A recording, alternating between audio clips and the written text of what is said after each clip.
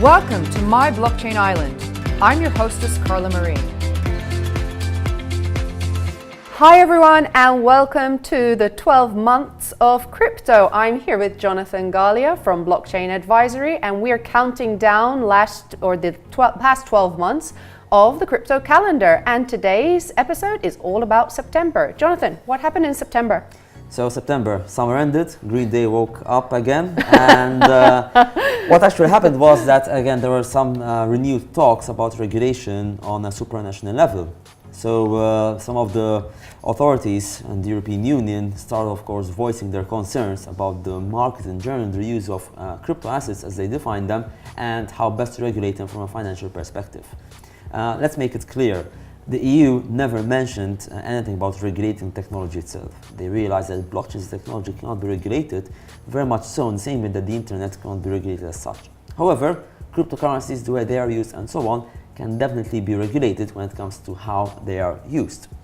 And in fact, I participated in a roundtable session organized by the European Commission, and there were some concerns on how, let's say, the crypto assets from a financial perspective can be regulated so as to ensure that, again, there's no foul play in the market.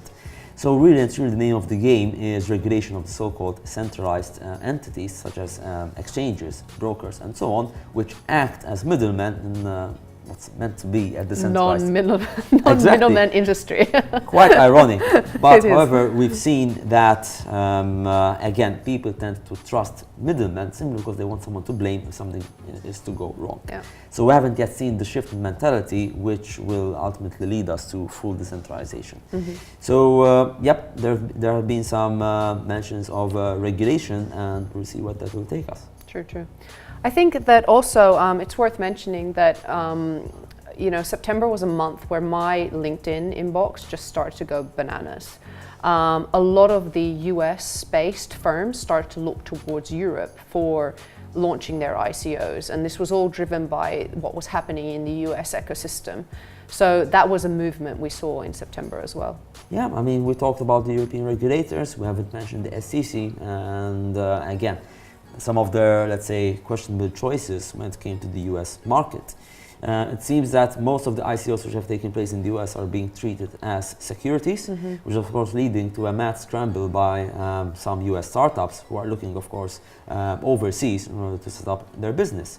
It seems that the SEC is treating any form of fundraising when it comes to ICOs, so again, typical issuance of an ERC20 token, collect the funds, develop the product, launch your mainnet, and then swap the tokens from ERC20 to, again, the native coin or token on your protocol.